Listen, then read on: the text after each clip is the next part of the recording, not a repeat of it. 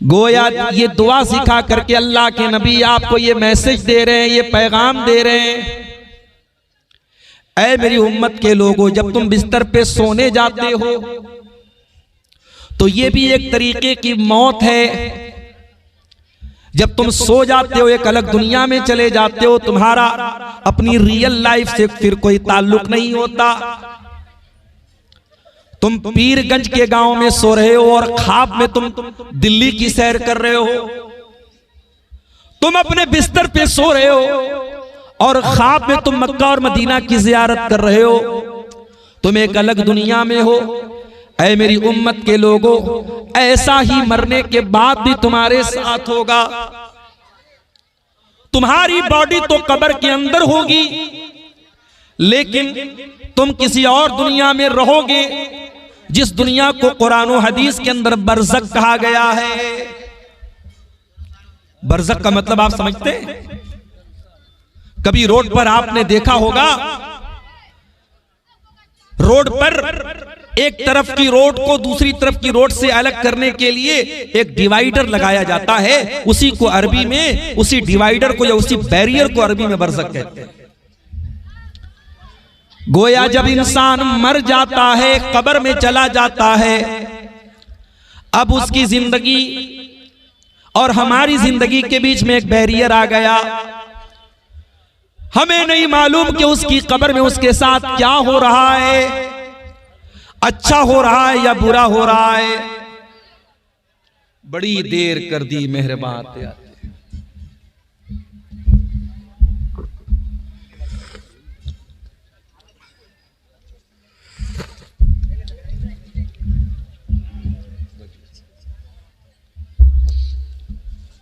मरने के बाद इंसान जब कब्र के अंदर है, बरज़ख की जिंदगी वो गुजार रहा है। अपने अपने अमल के एतबार से, अपने अपने अकीदे के एतबार से कब्र के अंदर उसके साथ मामला हो रहा है। और यहां एक बात और नोट कर लीजिए, कितना ही बड़ा कोई आलिम दीन क्यों ना हो, कितना ही बड़ा नमाजी क्यों ना हो, कितना बड़ा मुत्तकी क्यों ना हो, कब्र सबको पकड़ करके दबोचेगी।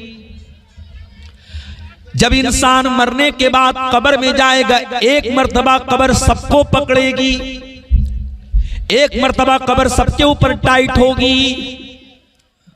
ओ दुनिया में बड़े बड़े बिल्डिंगों में रहने वालों, कभी अपनी कार में बैठ करके तुम जंगल में चले जाओ और अपने कार की लाइट को तुम बंद कर दो, स्कॉर्पियो की लाइट को बंद कर दो। जंगल के बीचों बीच में रोड के ऊपर आपकी गाड़ी खड़ी है और हेडलाइट्स बंद है, अंदर अंधेरा छाया हुआ है। थोड़ी देर के लिए तसव्वुर करो मेरे प्यारे भाइयों, कार तो फिर भी चौड़ी होती है, कब्र तो उस कार से भी ज्यादा तंग होगी। और अल्लाह के नबी फरमाते हैं, इन्ना लिल कब्रि ज़ग़ततन, कब्र तो सबको पकड़ेगी, सबको दबोचेगी। कब्र सबको दबोचेगी। अज़ाबे कब्र सबको नहीं होगा, मगर कब्र सबके ऊपर टाइट होगी। मेरे ऊपर भी होगी, आपके ऊपर भी होगी। अल्लाह के नबी के एक सहाबी थे, नाम था साद इब्ने मुआज रज़ी अल्लाह ताला अन्हु। बड़े नेक सहाबी थे, बहुत ऊंचा उनका मकाम था, मर्तबा था, इंतकाल हो गया उनका। भारी भरकम बदन था। जनाजा जब उठाया जाने लगा तो जनाजा बड़ा हल्का था। कुछ मुनाफिकों ने कहा, पता नहीं क्या बात है, साद इब्ने मुआज का जनाजा इतना हल्का क्यों है।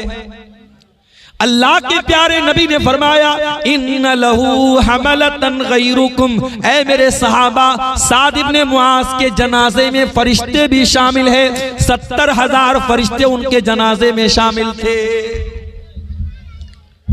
साद इब्ने मुआज वो सहाबी हैं, जब उनका इंतकाल हुआ अल्लाह के नबी फरमाते हैं, इhtज़ल अर्श लिमौती साद इब्ने मुआज, अल्लाह का अर्श भी साद इब्ने मुआज की वफात पर हिलने लगा था। साद इब्ने मुआज वो साहबी है, अल्लाह के नबी फरमाते हैं फुतिहत लहू अबवाबुस समा। जब साद इब्ने मुआज का इंतकाल हुआ, आसमान के दरवाजे खोल दिए गए, आसमान के फरिश्ते वेलकम करने लगे, इस्तकबाल करने लगे कि साद इब्ने मुआज आ गए। इतने बड़े साहबी, उनका जनाजा आया, उनकी मैयत को अल्लाह के नबी कब्र में उतार रहे हैं। जब जनाजे को, मैयत को कब्र में उतार दिया गया, अल्लाह के प्यारे नबी उसी कब्र के पास खड़े हैं।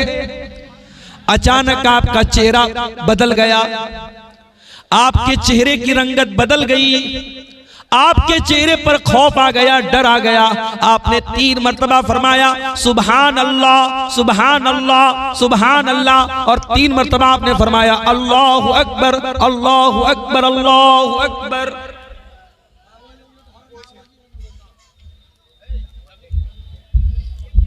सहाबे किराम ने अपने नबी को सुभान अल्लाह पढ़ते हुए देखा। 3 मर्तबा सहाबा ने भी सुभान अल्लाह का, 3 मर्तबा सहाबा ने भी अल्लाहु अकबर का।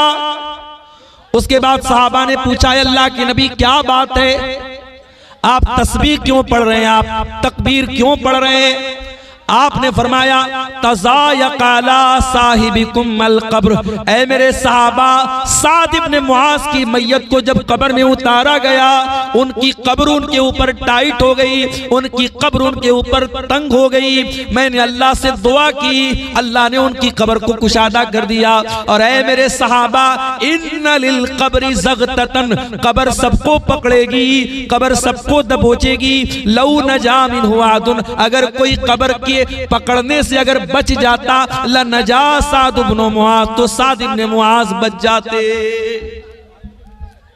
अगर कोई बच सकता था तो साद इब्ने मुआज बच जाता, मगर कोई नहीं बचेगा। कब्र तो मुझे भी दबोचेगी मेरे भाई, आपको भी दबोचेगी, ये अलग बात है। हम और आप तो इतने पत्थर दिल हो चुके हैं कि अब कब्रिस्तान में कब्र को देख करके भी हमें और आपको मौत याद नहीं आती। कब्रिस्तान में खड़े होकर के हंसी मजाक करने वालों, कब्रिस्तान में अपने मोबाइल पर अपनी महबूबाओं से बात करने वाले बदमाश नौजवानों, कब्रिस्तान की बेहुरमती करके उसके ऊपर जुआ खेलने वाले सख्त दिल लोगों, ये कब्रिस्तान वो जगह है जिसके बारे में शायर कहता है जगह जी लगाने की दुनिया नहीं है, ये इबरत की जा है तमाशा नहीं है। ये वो कब्रिस्तान है, बड़े बड़े बादशाह, बड़े बड़े करोड़पति, बड़े बड़े अरबपति, जिन्होंने अपनी ताकत के जरिए लोगों को कुचला था, मारा था, पीटा था, जुल्म सितम किया था, आज उसी कब्रिस्तान में मिट्टी में लेटे हुए हैं और अल्लाह ताला को अपना हिसाब दे रहे हैं। यही वो कब्रिस्तान है, यही वो कब्र है। अल्लाह के नबी के दामाद, और ऐसे दामाद जिनके निकाह में नबी की 2 बेटियां आई थी। उस्मान गनी जो रुकैया के भी शौहर थे और जो उम्मे कुलसूम के भी शौहर थे, जो नबी के दोहरे दामाद थे, एक के बाद एक नबी ने 2 बेटियां उनको दी थी। उस्मान इब्ने अफ़्फ़ान रज़ी अल्लाह ताला अन्हु जब किसी कब्रिस्तान के पास से गुजरते थे, जब किसी कब्र के पास से गुजरते थे, ज़ारो कतार और रोने लगते थे। किसी ने पूछा ऐ उस्मान क्या बात है, तज़कुरुल जन्नत वला तबकी व तज़कुरुन नार वला तबकी। ऐ उस्मान, जन्नत की बात आती है तो आप नहीं रोते हैं, जहन्नम की बात आती है तो आप नहीं रोते हैं, कब्रिस्तान को देख करके क्यों रोने लगते हैं? उस्मान गनी कहते हो लोगों, मैंने अल्लाह के प्यारे नबी को ये फरमाते हुए सुना था, इन्नल कब्र अव्वलु मंजिलिन मिन मनाजिलिल आखिरा, ये कब्र आखिरत की पहली मंजिल है। उस कब्र में हम सबको जाना है मेरे साथ, और कब जाना है ये नहीं मालूम, जाना है। कोई नौजवान अगर ये समझता है अभी तो मेरी जवानी का टाइम है, 70 साल 80 साल की उम्र गुजारने के बाद मैं कब्र में जाऊंगा, माफ करना, जरा अपने गांव के कब्रिस्तान में जाके देख लेना, बड़ी तादाद में आपको नौजवानों की भी कब्रें मिलेंगी। एक हफ्ता पहले झारखंड के देवघर में मेरा प्रोग्राम था। तकरीर करके मैं बाइकार बनारस के लिए निकला। आधा घंटे के बाद जलसे के नाज़िम का मेरे पास फोन आया, मौलाना साहब यहां पर एक बहुत बड़ा हादसा हो गया। मैंने पूछा क्या हादसा हो गया? कहा आप तो तकरीर करके निकले, जलसा खत्म हो गया, रात का तकरीबन 12 बज चुका था, सारी पब्लिक निकल गई जलसे में से। जब जलसे में से लोग निकलने लगे, 4-5 किलोमीटर दूर गांव का एक नौजवान जो कुरान का हाफिज था, बिल्कुल नौजवान लड़का था, और बाद में जब फोटो उन्होंने मुझे भेजा तो मुझे याद आया कि वो लड़का स्टेज से जब मैं उतरा था मुझसे मुसाफा भी करने आया था। वो लड़का बाइक से निकला है जलसे से, प्रोग्राम से, बिल्कुल 20-22 साल का लड़का, 2 छोटे छोटे बच्चों का बाप था। जब वो जलसे से निकला है और बाइक लेकर के जब वो आगे मेन रोड पर पहुंचा है, उसका गांव मेन रोड से राइट साइड में था, उसने इंडिकेटर दिए बगैर, उसने सोचा रात का टाइम है और जल्दीबाजी में उसने बगैर इंडिकेटर के गाड़ी को घुमाया है। पीछे से पिकअप वाले ने ऐसी टक्कर मारी है, ऑन द स्पॉट वो लड़का इंतकाल कर जाता है। ऑन द स्पॉट वो लड़का अल्लाह को प्यारा हो जाता है। मेरे प्यारे साथियों, उस नौजवान हाफिज कुरान ने जिसका नाम शफीउल्लाह था, उस 2 बच्चों के बाप ने क्या ये सोचा था जलसे से मैं नहीं आऊंगा, मेरी कटी फटी लाश आएगी? क्या उसकी बीवी ने ये सोचा था कि मेरा शौहर तकरीर सुनने के बाद जब घर में आएगा तो जिंदा नहीं आएगा, उसका जनाजा आएगा? मेरे प्यारे साथ भाई क्या तमाशा है, क्या पीछे कौन शोर मचा रहा है?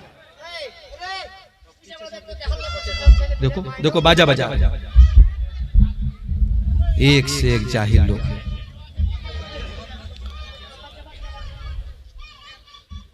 क्या उसकी बीवी ने यह सोचा था कि जब मेरा शौहर तकरीर सुनकर के आएगा, उसकी मैयत मेरे घर पे आएगी, उसकी कटी फटी लाश मेरे घर पे आएगी? ओ मेरे प्यारे भाइयों, क्यों अपनी मस्तियों में गाफिल पड़े हुए हो? मौत का हरकारा कभी भी तुम्हारे पास आ सकता है। मौत अपॉइंटमेंट लेकर के नहीं आएगी, मौत डेट नोट करवा करके नहीं आएगी, मौत आपसे पूछ करके नहीं आएगी। और याद रखो, जब मौत आएगी, हत्ता इज़ा जाअहदहुमुल मौत क़ाल रब्बिरजिऊन, मौत आएगी, इंसान कहेगा अल्लाह एक मौका और दे दे, एक चांस और दे दे, एक अवसर और दे दे, एक मर्तबा मुझे दुनिया में जाने का और मौका दे दे। लअल्ली आमलु सालिहा, आय अल्लाह बहुत गलत काम करता था, बड़े गुनाह के काम करता था, बड़े काले करतूत करता था, एक मौका अल्लाह मुझको और दे दे, मैं वादा करता हूं अब मैं नेक अमल करूंगा, अब एक टाइम की नमाज नहीं छोड़ूंगा, आय अल्लाह सारे गुनाहों को तर्क कर दूंगा, सारी बदकारियों को छोड़ दूंगा, शराब को हाथ न लगाऊंगा, ज़िना के करीब न जाऊंगा। लअल्ली आमलु सालिहा, आय अल्लाह एक मौका और दे दे, मैं वादा करता हूं अब मैं नेक अमल करूंगा। अल्लाह फरमाता है कल्ला इन्नहा कलिमतुन हुवा काइलुहा, ऐ मेरे बंदे अब कोई और मौका मिलने वाला नहीं है, जो मौका मिला था तुझे मिल चुका, अब मरने के बाद दोबारा कोई दुनिया में वापस नहीं जाएगा। यह है अल्लाह का कानून। मेरे प्यारे साथी, इतनी तरक्की कर गई मेडिकल साइंस, लेकिन मौत का इलाज किसी के पास नहीं। बड़ी बड़ी बीमारियां, अभी कटिहार के एक भाई बनारस के कैंसर हॉस्पिटल में अपनी मां को लेके गए, ब्रेस्ट कैंसर हुआ है, औरतों में बड़ी तेजी से ये बीमारी फैल रही है। मेरे पास फोन आया उनका, मौलाना जरा सा कुछ हेल्प कर दीजिए, माँ का ऑपरेशन का मामला है, इलाज का मामला है, रहने की जगह नहीं मिल रही है। कभी आप जाएं कैंसर हॉस्पिटल में, देखें मेरे साथी, अपने घर में बैठकर मोबाइल पर मस्ती करने वालों और गुनाहों और गफलत की दुनिया में गर्क रहने वालों, जाओ जरा देखो कितने लाख लोग आज कैंसर हॉस्पिटलों में जिंदगी और मौत की लड़ाई लड़ रहे हैं। मेरे प्यारे भाइयों, ये जिंदगी अल्लाह की अमानत है, इस जिंदगी को मनमानी करके न गुजारो। अल्लाह के प्यारे नबी अब्दुल्ला इब्ने उमर का कंधा पकड़ करके कहते हैं, कुन फी दुनिया कअन्नका गरीबुन औ आबिरु सबील। ऐ अब्दुल्ला, दुनिया में ऐसी जिंदगी गुजारो जैसे परदेसी जिंदगी गुजारता है, जैसे मुसाफिर जिंदगी गुजारता है। ऐ अब्दुल्ला, दुनिया में ऐसी जिंदगी गुजारो जैसे परदेसी और मुसाफिर की जिंदगी गुजारता है। अब्दुल्ला इब्ने उमर कहा करते थे, इज़ा अस्बहता फला तंतज़िरिल मसा। जब सुबह हो जाए तो शाम का इंतजार मत किया करो, जब शाम हो जाए तो सुबह का इंतजार मत किया करो। सुबह हो जाए तो शाम का इंतजार मत करो मेरे साथ। रात में सो तो ये सोच करके सो कि अगर सुबह को मेरी मौत हो गई तो मैं अल्लाह को क्या मुंह दिखाऊंगा। इसीलिए अल्लाह कुरान में अपने बंदों को हुक्म दे रहा है, वसारिऊ इला मगफिरतिम मिर रब्बिकुम।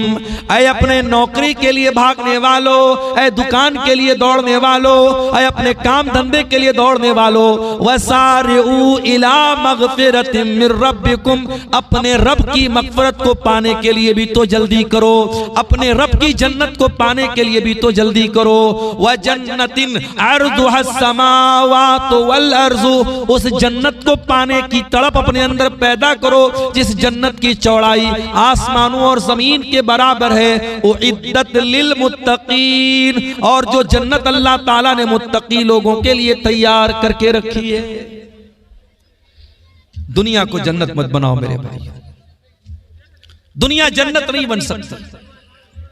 दुनिया में आप अच्छी से अच्छी जगह चले जाएं, किसी पिकनिक स्पॉट पे चले जाएं, जो मन चले वो खाएं, जो मन चले वो पिए, मगर दुनिया एक वक्त ऐसा आएगा कि दुनिया में आप बोर हो जाएंगे, दुनिया में थक जाएंगे। कितना घूमेंगे, कितना खाएंगे, कितना पिएंगे।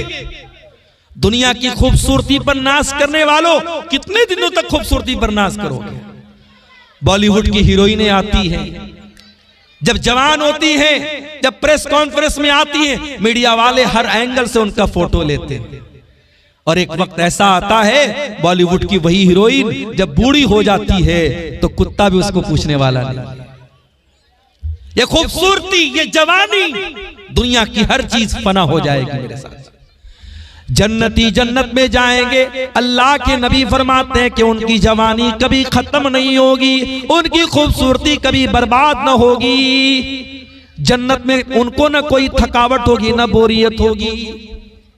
जन्नत में एक मार्केट लगेगा जुमा के दिन, जब जन्नती उस मार्केट में से होकर के अपने घर आएंगे तो और ज्यादा खूबसूरत हो जाएंगे। जन्नत की तो बात ही निराली है मेरे प्यारे साथी। अल्लाह कह रहा है मेरे बंदो जन्नत की तैयारी करो, और जन्नत में जाना है तो देर न करो। वसारिऊ बी क्विक, जल्दी करो। जैसे अपनी फ्लाइट के लिए जल्दी करते हो, अपनी ट्रेन के लिए जल्दी करते हो, जिस चीज को तुम इंपॉर्टेंट समझते हो उसके लिए जल्दी करते हो, जन्नत के लिए क्यों देर करते हो। हैया अला सलाह की आवाज आई। मैं उसकी बात नहीं करता जो घोड़ा बेच के सोता रहता है, उसकी तो मैं बात ही नहीं करता जो अस्सलातु खैरुम मिनन नौम की आवाज सुन करके भी बिस्तर पे पड़ा रहता है, रात रात भर तकरीरें सुनता है, सुबह को फजर में घोड़ा बेच के सोया रहता है। मैं उसकी बात नहीं करता। जो नमाज पढ़ता है उसका भी हाल क्या है। हैया अला सलाह की आवाज आई। सुबह 4:30 बजे फजर की अजान है मान लो, और 5 बजे जमात का टाइम है या 4:45 बजे जमात का टाइम है। मैं एक मिसाल दे रहा हूं। अजान हुई, अब जो बेचारा नमाज पढ़ने वाला है वो भी बेचारा धीरे धीरे बिस्तर से उठता है, अंगड़ाई लेता है, आराम से है, वजू करता है, बाथरूम जाता है, फिर वजू करता है। तब तक मस्जिद में आया, पता लगा इमाम साहब दूसरी रकात पढ़ा रहे हैं, और दूसरी रकात में जाकर के वो रकात को पाता है। मेरे प्यारे साथियों, क्यों नहीं हम नमाज के लिए जल्दी करते। हम अपने घर में बैठे हैं, मान लो हम दुकानदार हैं, दुकान पर बैठे और किसी ने आके बताया अरे तेरी दुकान पे जो आइटम है उसको बहुत अच्छी कीमत में खरीदने वाला कस्टमर बुला रहा है, तो हम कहेंगे अरे यार जाने दो, पैसे की किसको जरूरत नहीं, हम तो दौड़ के जाएंगे, हमारे फायदे का सौदा है, हम दौड़ के जाएंगे। मेरे प्यारे साथियों, हय्या अलल सलाह की आवाज 5 टाइम आ रही है, हय्या अलल फलाह की आवाज 5 टाइम आ रही है। अजान देने वाला कामयाबी की तरफ बुला रहा है, नमाज की तरफ बुला रहा है, और आप अपने काम धंधे में लगे हैं। जो नमाज नहीं पढ़ते उनको छोड़ दो, जो नमाज पढ़ते हैं वो भी कसमसाते हुए, टहलते हुए, अंगड़ाई लेते हुए बड़े आराम आराम से मस्जिद में जाते हैं। ओ लोगों, अगर नमाज को अहम समझते हो तो नमाज के लिए जल्दी किया करो। सूरह जुमा के अंदर देखिए अल्लाह क्या कहता है, या अय्युहल्लज़ीना आमनू इज़ा नूदिया लिस्सलाह, ऐ ईमान वालो जब जुमा के दिन जुमा की अजान हो जाए, फसाउ इला ज़िक्रिल्लाहि वज़रुल बई, तो जल्दी से दौड़ो अल्लाह के जिक्र की तरफ और कारोबार बंद कर दो। अल्लाह ने ये नहीं कहा कि आराम आराम से जाओ, अल्लाह ने कहा फसाउ इला ज़िक्रिल्लाह, दौड़ करके भाग करके मस्जिद में जाओ। मतलब यहां मुराद यह है कि जल्दी करो, देर मत करो। इसीलिए जुमा के दिन जो जितना पहले आएगा उसको उतना सवाब मिलेगा। माफ कीजिएगा, आपके कटिहार में इस चीज की मैंने बहुत कमी देखी है, सीमांचल के इलाके में बड़ी कमी देखी है मैंने। 12:15 बजे जुमा का खुतबा है, कभी कोई मेहमान आ गया अलग बात है, आमतौर से खुतबे में हाल क्या होता है, 12:15 बजे खुतबा शुरू होता है और एक बड़ी तादाद आवाम की मस्जिद में कितने बजे जा रही है, 12:30 बजे, 12:40 पे, 12:45 पे, जमात खड़ी होने के 5 मिनट पहले। हमारी जिंदगी में जुमा की कोई अहमियत है? मेरे प्यारे साथियों, कुरान कहता है जब जुमा के दिन अजान हो जाए तो अल्लाह के जिक्र की तरफ दौड़ करके भागो, वज़रुल बई, और कारोबार छोड़ दो, लेन देन छोड़ दो।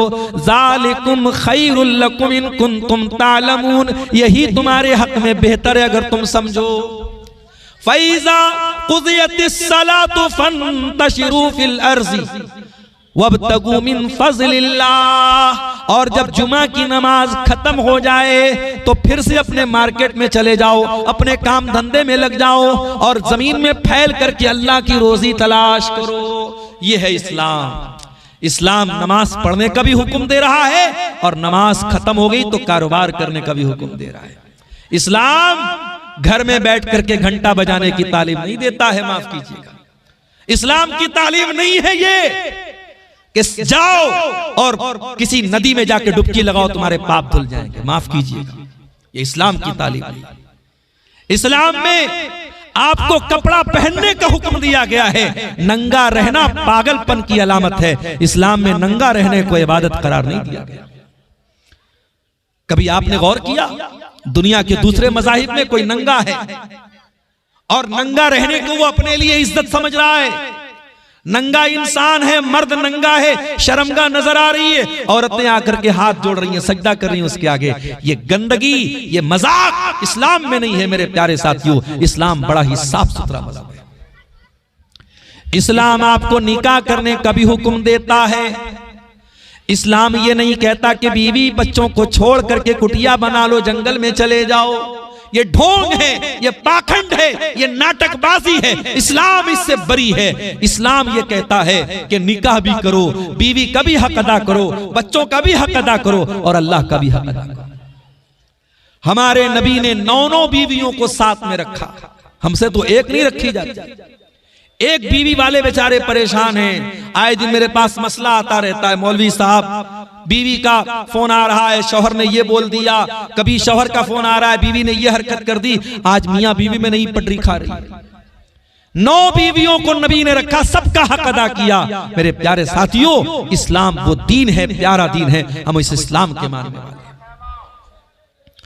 इसीलिए अल्लाह कुरान में कह रहा है जब जुमा की नमाज खत्म हो जाए तो जमीन में फैल जाओ, वब्तगू मिन फ़ज़लिल्लाह, और अल्लाह ताला के फजल व करम को तलाश करो, उसकी रोजी को तलाश करो। यहां भी आप देखिए अल्लाह ने दौड़ने का हुक्म दिया है, भागने का हुक्म दिया है। एक और जगह अल्लाह कुरान में कहता है फफिर्रू इलल्लाह, अल्लाह की तरफ दौड़ लगा दो, अल्लाह की तरफ भागो, अल्लाह की तरफ मेरे बंदो जाने में देर न करो। सुस्ती करना दीन के काम में, नेकी के काम में सुस्ती करना, ये ईमान वाले की पहचान नहीं, ये मुनाफिक की पहचान है। नमाज का टाइम हो जाए और आराम आराम से वजू करना और इतनी देर में मस्जिद में पहुंचना कि जमात निकल जाए, माफ करना ये मोमिन की अलामत नहीं, ये मुनाफिक की अलामत है। वइज़ा कामू इलस्सलाति कामू कुसाला युराऊनन नास वला यज़कुरूनल्लाह इल्ला कलीला। ये मुनाफिक लोगों का हाल है, जब वो नमाज के लिए खड़े होते हैं सुस्ती के साथ खड़े होते हैं, काहिली के साथ खड़े होते हैं, लोगों को दिखाने के लिए नमाज पढ़ते हैं और अल्लाह ताला को बहुत कम याद करते हैं। नमाज भी ऐसे मत पढ़ो जैसे एहसान करते हो, नमाज पढ़ो तो ढंग से पढ़ो मेरे प्यारे साथी। इसीलिए अल्लाह कुरान में जब मस्जिद का जिक्र करता है, आज पीरगंज वालों तुमको मस्जिद बनाने का मौका मिला है, जलसे में आने वालों तुम्हें मौका मिला है अल्लाह के घर में हिस्सा लेने का, इसको अपने हक में गनीमत समझना। एक दौर ऐसा भी आएगा तुम चाहोगे पैसा खर्च करना। आज अमेरिका जैसे ममालिक में दौलत वाले मुसलमान, दौलत है उनके पास, मगर उनके पास कोई ऐसी जगह नहीं जहां वो पैसा खर्च कर सके। अल्लाह न करे वो दौर आपके मुल्क में भी आ जाए, आप मस्जिद बनाना चाहेंगे मगर मस्जिद नहीं बना पाएंगे। आज कम से कम आप मस्जिद बना सकते हैं, अल्लाह मौका दे रहा है मेरे प्यारे साथियों, इस मौके को गनीमत समझना। अल्लाह कुरान में मस्जिद का जिक्र करते हुए कहता है फी बुयूतिन अज़ीनल्लाहु अन तुरफा, अल्लाह के घरों को अल्लाह ताला ने बुलंद करने का हुक्म दिया है। अभी मैं जुमा पढ़ाया था मैंने आज हरीशपुर में, तो वहां एक मदरसे में छोटा मोटा प्रोग्राम हुआ बच्चों के सामने। तो एक साहब ने आकर के मसला पूछा, कहा मौलवी साहब हमारे यहाँ हर चीज का ऐलान मस्जिद में होता है, बकरी खो गई मस्जिद में लाउड स्पीकर में ऐलान हो रहा है, बच्चा गुम हो गया मस्जिद में ऐलान हो रहा है। मस्जिद को अनाउंसमेंट सेंटर मत बनाओ मेरे प्यारे साथ, मस्जिद को ऐलान करने की जगह मत बनाओ।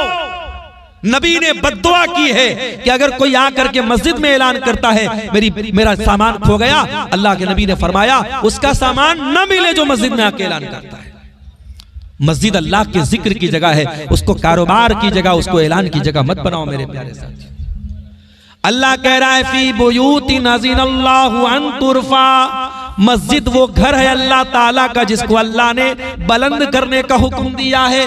बुलंद का मतलब ये नहीं कि मस्जिद की हाइट ऊंची होनी चाहिए, बुलंद का मतलब ये है मस्जिद में कोई ऐसा काम न किया जाए जो मस्जिद की शान के खिलाफ है।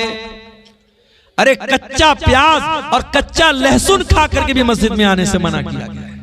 अल्लाह के नबी ने फरमाया मन अकला मिन हाज़िही शजरा, जो लहसुन खाए, कच्चा प्याज खाए, जो कच्चा लहसुन खाए, जो गंदना खाए, वो खा करके मस्जिद में ना आए। बनारस में रमजान में इफ्तार जब लोग करते हैं तो चना की घुगनी खाते हैं, तो चना की घुगनी में कभी कभी ऊपर से प्याज भी डाली जाती है। तो ये मसला आया एक मर्तबा, तो मैंने बाकायदा खुतबा जुमा में बयान किया कि अगर आप मगरिब की नमाज पढ़ने मस्जिद में आ रहे हैं और चना की घुगनी खा के आ रहे हैं, ऊपर से कच्चा प्याज डाला हुआ है, तो अच्छे तरीके से कुल्ली करके आइए, क्योंकि कच्चा प्याज खा करके आने से अल्लाह के नबी ने मना किया है।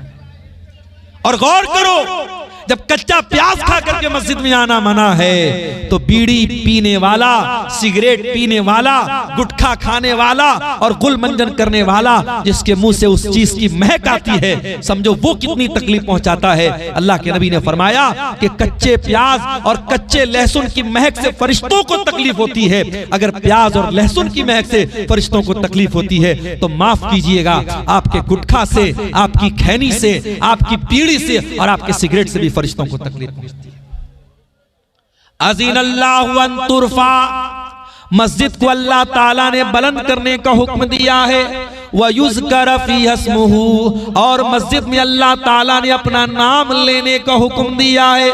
युसब्बिहु लहू फ़ीहा बिलग़ुदुव्वि वल आसाल, और मस्जिद में सुबह शाम अल्लाह ताला की तस्बीह होती है। कौन करता है अल्लाह की तस्बीह? फरमाया रिजालुल ला तुल्हीहिम तिजारतुन वला बई, अल्लाह के घर में अल्लाह की तस्बीह वो लोग करते हैं जो हकीकत में मर्द होते हैं। कौन है हकीकत में मर्द? फरमाया ला तुलहीहिम तिजारा, वो तिजारत भी करते हैं, व्यापार भी करते हैं, बिजनेस भी करते हैं, मगर उनका कारोबार उनको अल्लाह के जिक्र से गाफिल नहीं करता है। कारोबार करो मेरे प्यारे साथियों, बिजनेस करो, इस्लाम तुम्हें मना नहीं करता, मगर आपका कारोबार, आपका लेन देन आपको अल्लाह के जिक्र से ना रोके, आपको नमाज से ना रोके। अगर आपको वाकई में अल्लाह का डर है तो नमाज के टाइम सारा कारोबार और लेन देन बंद हो जाना चाहिए। हय्या अलस सलाह की आवाज सुनने के बाद सब कुछ बंद हो जाना चाहिए। अबू बकर सिद्दीक को देखो मेरे प्यारे साथियों, अल्लाह के नबी अपने सहाबा के साथ बैठे हुए हैं। आपने फरमाया मन अस्बह मिनकुम साइमन, तुम में से आज कौन रोजा रख करके आया है? अबू बकर सिद्दीक कहते हैं अल्लाह के नबी मैं रोजा रख के आया हूं। आपने पूछा मन आता मिनकुमुल यौम मिस्कीना, आज तुम में से कौन है जिसने किसी मिस्कीन को खाना खिलाया हो?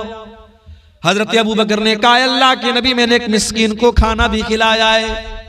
आपने फरमाया मन आदा मिनकुमुल यौम मरीजन, क्या तुम में से कोई ऐसा है जिसने किसी बीमार की अयादत की हो, किसी मरीज की हाल चाल जाकर के लिया हो? अबू बकर सिद्दीक कहते हैं अल्लाह के नबी मैंने एक बीमार की अयादत भी की है। फिर नबी ने फरमाया मन तबिया मिनकुम जनाजतन, क्या कोई ऐसा भी है जो किसी मुसलमान के जनाजे में शामिल हुआ हो? अबू बकर सिद्दीक ने कहा अय अल्लाह के नबी मैं एक मुसलमान के जनाजे में भी गया हूं। नबी नेकियों का नाम लेते चले जा रहे और अबू बकर सिद्दीक का हाथ उठता चला जा रहा है। हर चीज पर वो कहते मैंने भी किया है। अल्लाह के नबी ने फरमाया ऐ अबू बकर ये तमाम नेकी का काम अगर किसी एक दिन में कोई इकट्ठा करता है तो ये सारी नेकियां उसको जरूर जन्नत में लेकर के जाएंगी। अबू बकर सिद्दीक से सीखो मेरे प्यारे साथियों, नेकी करने का मौका मिले तो देर न करो, नेकी में सबकत करो, नेकी में जल्दी करो मेरे प्यारे साथियों। हम और आप सर से पैर तक गुनाहों में लथपथ हैं। कितने गुनाह ऐसे करते हैं जो जहन्नम में हमको लेकर के जाने वाले हैं।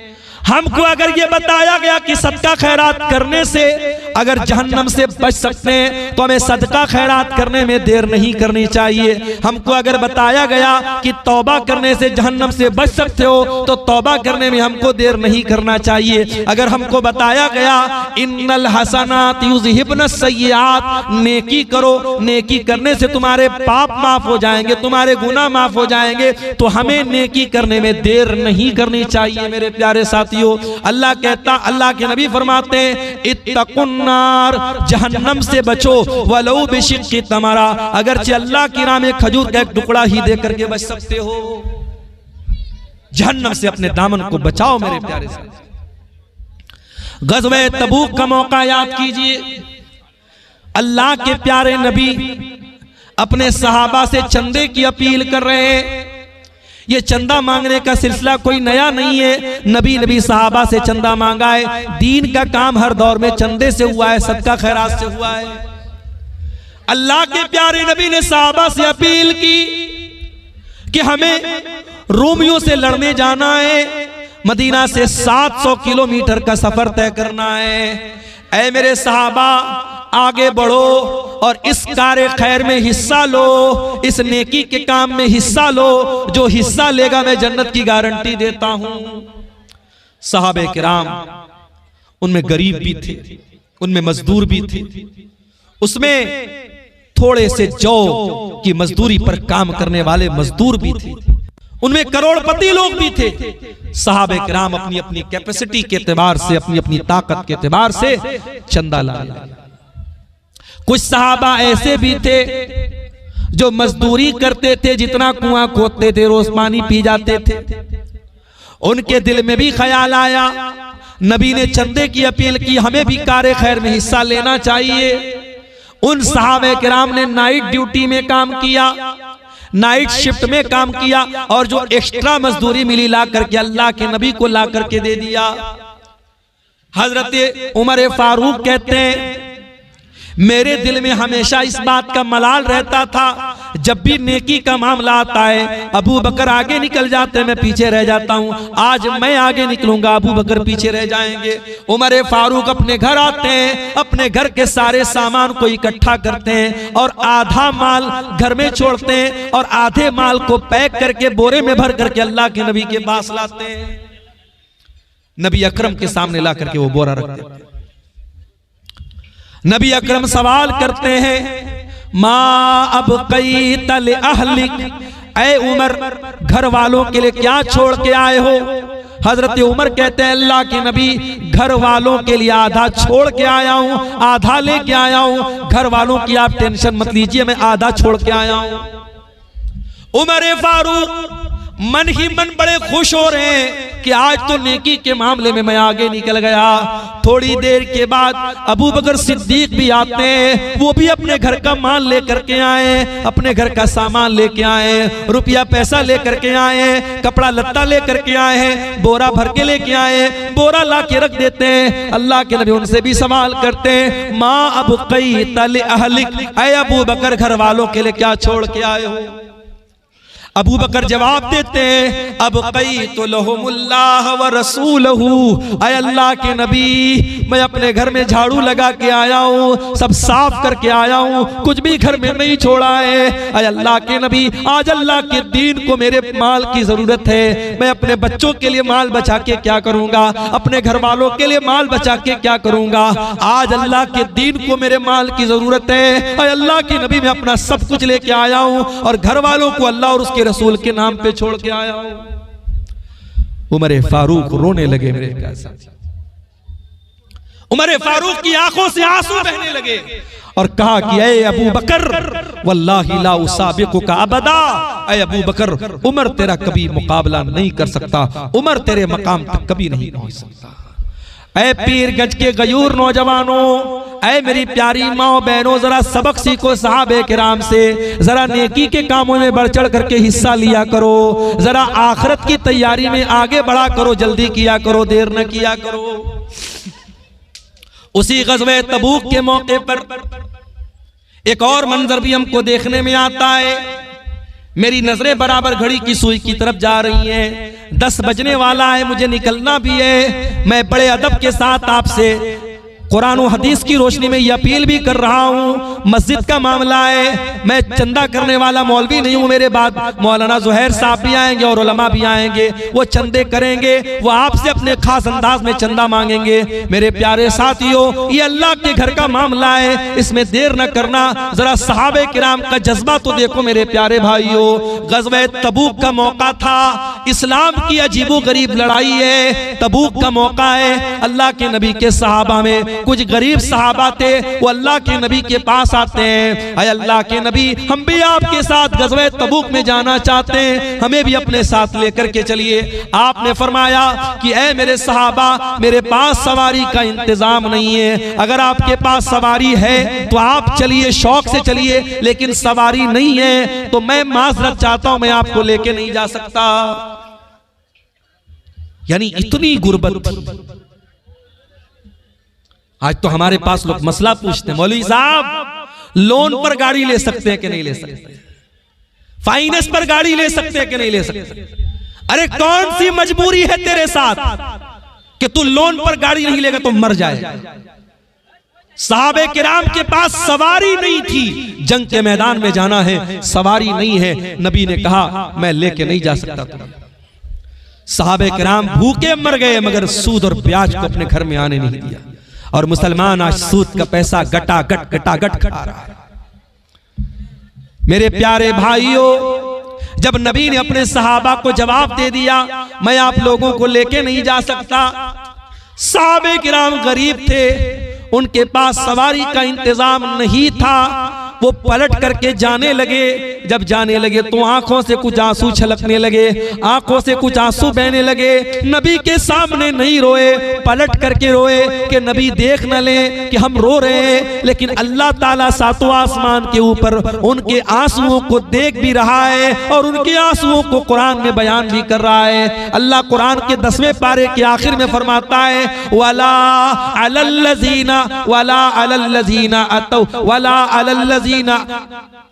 वला अलल्लज़ीना इज़ा मा अतौक लितहमिलहुम क़ुल्त ला अजिदु मा अहमिलुकुम अलैहि। ऐ मेरे नबी, आपके पास मेरे कुछ सहाबा चल करके आए और आपने उनसे कहा कि मेरे पास सवारी का इंतजाम नहीं है। तवल्लौ व आयुनुहुम तफीज़ु मिनद्दमी। ऐ मेरे नबी, जब आपके वो गरीब सहाबा जब पलट करके जाने लगे, उनकी आंखों से आंसू बहने लगे, वो रोने लगे, वो कलपने लगे, वो रोने लगे, तड़पने लगे। हज़नन अल्ला यजिदू मा युनफिकून। उनको दर्द इस बात का है, उनको मलाल इस बात का है कि काश हमारे पास भी पैसा होता, हमारे पास भी दौलत होती तो हम भी अल्लाह की राह में आज खर्च करते। जिनके पास दौलत नहीं थी वो मलाल करके रो रहे हैं। और आज मुसलमान का हाल ये है, अपने नाजायज कामों पर, अपने हराम कामों पर लाखों की दौलत उड़ा देता है। मेरे साथी, जनवरी के शुरू में मेरा प्रोग्राम था गुजरात के वापी शहर में। अहले हदीस घराने की के लड़के की शादी थी और वापी से बारात गई थी मुंबई के इलाके मुंबरा में। मुझे वापी के लोगों ने बताया मौलाना साहब कम से कम 1 लाख रुपए का पटाखा बजा दिया है उस बारात में, उस लड़के वालों ने 1 लाख रुपए का पटाखा उस बारात में उसने बजाया है। और जब समझाया गया तो कहा कि लड़कों की खुशी थी, बच्चों की खुशी थी, जाने दो। जिस कौम की बच्चियां आज गुर्बत की वजह से उनकी शादियां न हो रही हो, उनके कदम बहक रहे हो, उनको नुसरत जहां से निशा सिंह बनाने की तैयारी हो रही हो, उनको मुर्तद किया जा रहा हो, जिस कौम के टैलेंटेड बच्चे आज फीस न होने की वजह से, पैसा न होने की वजह से अपनी पढ़ाई पूरी न कर पा रहे हो, उस कौम का हाल ये है कि शादी ब्याह में बारात में लाख लाख रुपए के पटाखे बजा दिए जाते हैं, आतिशबाजी पर लाख रुपए खर्च हो जाते हैं। उत्तर प्रदेश के सिद्धार्थ नगर में अहले हदीस तो नहीं था वो इंसान, लेकिन मुसलमान था। शादी में बारात में उसने 9 लाख रुपये गड्डियां उड़ा दी, नोट हवा में लहरा दिया, 9 लाख रुपये उसने हवा में लहरा दिया। मेरे अजीजों, सहाबे किराम के पास दौलत नहीं थी तो उन्हें मलाल होता था कि काश हमारे पास पैसा होता और हम अल्लाह की राह में खर्च करते। और आज हमारे पास दौलत है हमारे हराम कामों के लिए। इसी कटिहार में किसी ने बताया कि मेटा ओजोन नाम की एक फर्जी कंपनी में 1 करोड़ रुपया एक इंसान का इसी कटिहार के इलाके में डूब गया। 1 करोड़ रुपया उसने हराम की जगह पे लगा दिया जहां उसका पैसा डूब गया। लेकिन 1 करोड़ रुपया अगर आज मस्जिद में, मदरसे में यतीमों की मदद करने के लिए, गरीबों की मदद करने के लिए मांगा जाए तो मेरे भाइयों, दिल पर, कलेजे पर आरी चलने लगती है। मेरे अजीजों, माफ कीजिएगा मेरा लहजा तल्ख हो सकता है, मगर ये कड़वी सच्चाई है कि हम और आप दुनिया की फ्लाइट पकड़ने के लिए जल्दी करते हैं, दुनिया की ट्रेन पकड़ने के लिए जल्दी करते हैं, मगर मौत नाम की फ्लाइट और मौत नाम की ट्रेन जो कभी भी छूट सकती है, उसके लिए मेरे प्यारे साथियों हम जल्दी नहीं करते। इसीलिए अल्लाह कुरान के 17वें पारे की पहली आयत में कहता है इक़्तरब लिन्नासि हिसाबुहुम व हुम फी गफलतिन मुरिदून। ऐ लोगों, तुम्हारे हिसाब का टाइम करीब आ गया, फिर भी तुम गफलत में पड़े हुए हो। मेरे भाइयों, गफलत की चादर को उतार के फेंक दो। अल्लाह के वास्ते अपने आप को थोड़ा चाको चौबंद करो, थोड़ा अपने आप को सुस्ती से निकाल करके चुस्ती अपने अंदर पैदा करो। जहां दीन का मामला है, जहां अल्लाह की राह में कुछ करने का मामला है। अभी झारखंड के एक शहर बरहेट में प्रोग्राम होने वाला है, इसी महीने की 21-22 तारीख को प्रोग्राम है। बहुत बड़ा प्रोग्राम होता है, पूरे झारखंड में शायद उतना बड़ा प्रोग्राम ना होता हो। वहां के एक नौजवान ने, जो शायद मुंबई या पुणे में कहीं पढ़ाई करता है, उस नौजवान ने मुझे मैसेज किया कि मौलाना साहब, बरहेट में आप जा रहे हैं, जरा आप कुछ चीजें मैं बता रहा हूं, जरा उस पर आप तवज्जो दीजिएगा। मैंने पूछा बताओ क्या बात है। उसने कहा मौलाना साहब रात में होने वाले झारखंड के अंदर ये जलसे बहुत सारी बुराइयों का सबब बन रहे हैं, बहुत सारे जिना के वाकयात हो रहे हैं। इन जलसों के पीछे रात के इस सन्नाटे में बड़े बदकारियां और बड़े गलत काम हो रहे हैं। मौलाना अगर हो सके तो आप ये मैसेज दीजिए कि प्रोग्राम दिन में कराया जाए, और आप ये भी मैसेज दीजिए कि कौम की बच्चियां बड़ी तेजी से बेहया हो रही हैं, उनको हयादार कैसे बनाया जाए, इस पर मेहनत किया जाए। मेरे प्यारे साथियों, हमारी कौम में ऐसे भी नौजवान हैं जिनके अंदर ये तड़प है, ये दर्द है कि कौम के अंदर जहां खराबी है, जहां बिगाड़ है, जहां गलत काम हो रहा है, उसको रोका जाए, उसको खत्म किया जाए। मेरे अजीजों, ये तड़प अगर हर नौजवान के अंदर पैदा हो जाए तो इंशाअल्लाह कुछ दिनों में इनकलाब पैदा हो सकता है। जरूरत इस बात की है कि कहने सुनने से ज्यादा हम अमल करने की कोशिश करें, अपनी गफलत पर हम काबू पाने की कोशिश करें। अल्लाह से दुआ है रब्बुल आलमीन हमें कहने सुनने से ज्यादा अमल करने की तौफीक अता फरमाए। अल्लाह ताला हम सबको नेक अमल और नेक समझ की तौफीक अता फरमाए, जब तक दुनिया में जिंदा रखे, इस्लाम पर जिंदा रखे, और हम सबका खात्मा ईमान पर हो। आमीन व आखिर दावाना अल्हम्दुलिल्लाहि रब्बिल आलमीन।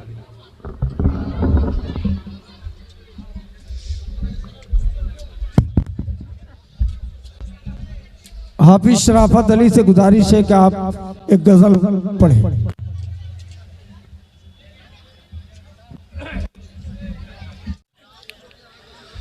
वअशहदु अल्ला इलाहा इल्लल्लाह वहदहु ला शरीक लह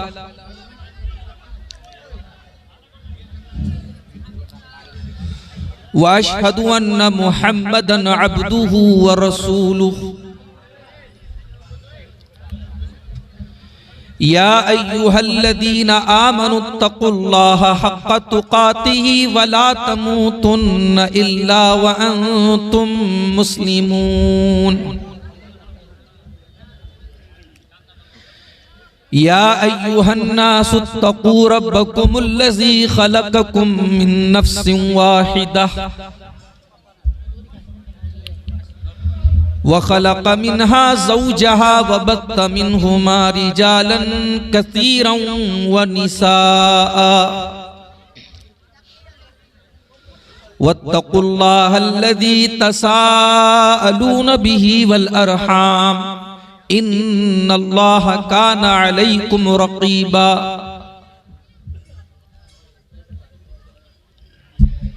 या अय्युहल्लज़ीना आमनुत्तकुल्लाहा वक़ूलू क़ौलन सदीदा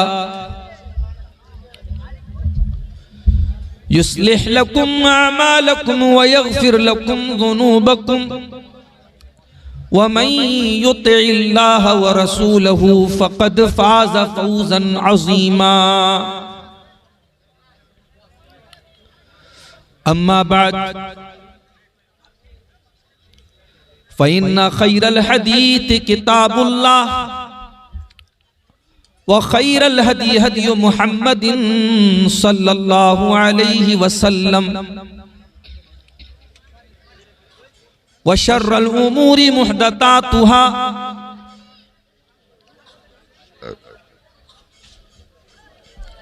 व कुल्ल मुहदततिन बिदअह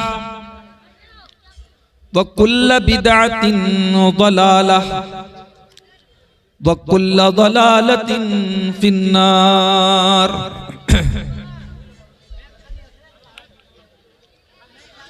अऊज़ु बिल्लाहि मिनश शैतानिर रजीम। बिस्मिल्लाहिर रहमानिर रहीम। वसारिऊ इला मग़फ़िरतिन मिर रब्बिकुम व जन्नतिन अर्दुहस समावातु वल अर्दु उइद्दत लिल मुत्तक़ीन।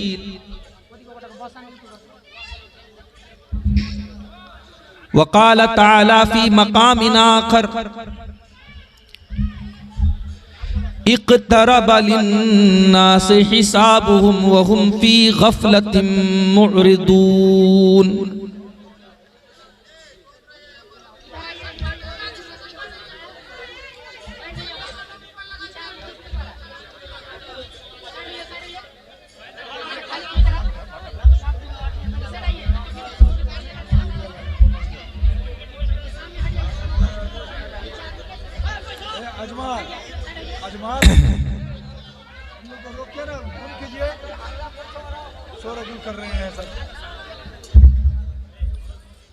पीरगंज का आज का ये प्रोग्राम जामा मस्जिद की तामीर और तरक्की के लिए मुनक्किद हुआ है। मुझसे पहले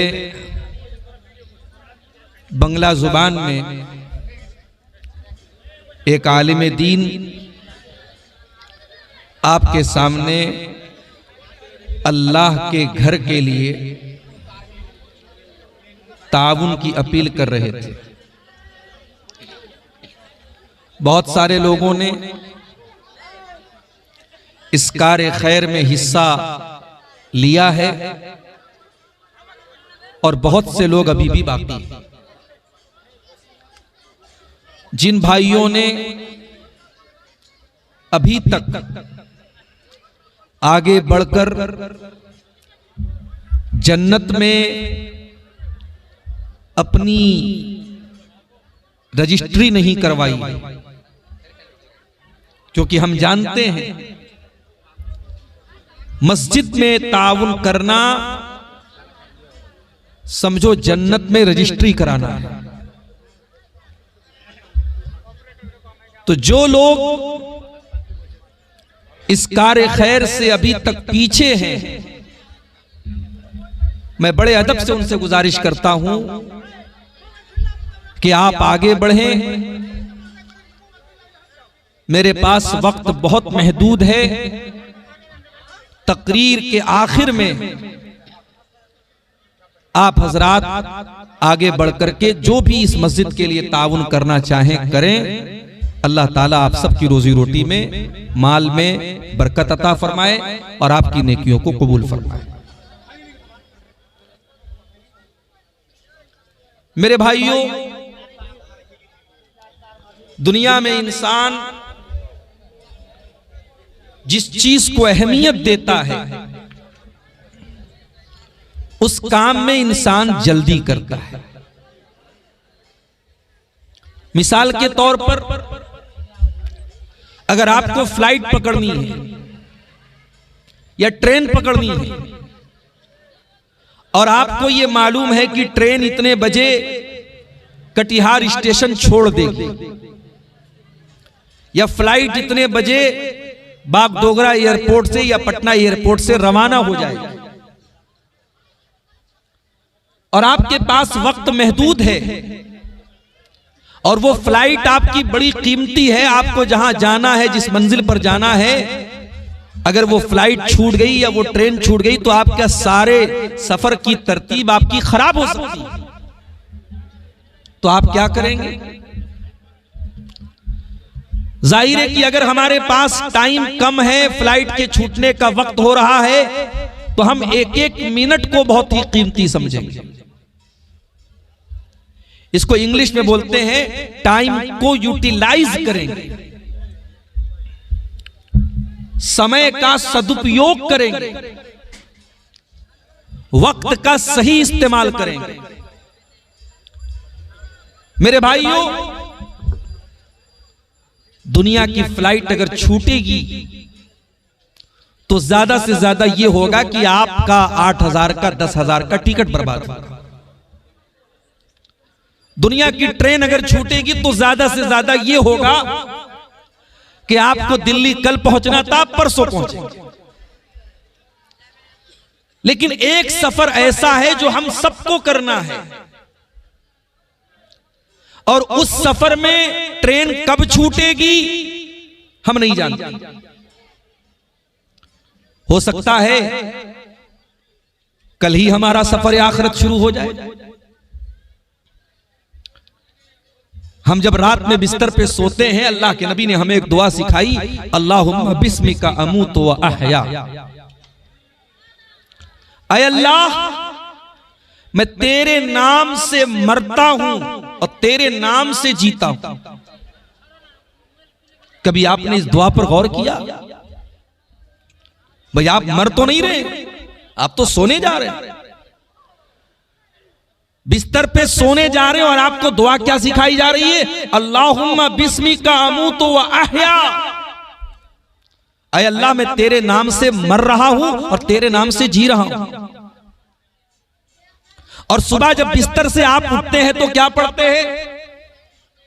अल्हम्दुलिल्लाहिल्लज़ी अहयाना बादा मा अमातना व इलैहिन नुशूर। तमाम तारीफें उस अल्लाह के लिए हैं जिसने हमें मौत के बाद दोबारा जिंदा कर दिया और मरने के बाद उसी के पास पलट के जाना है। ये दुआ समझ में नहीं आई। इंसान तो बिस्तर पे सो रहा है, फिर मरने की बात क्यों हो रही है?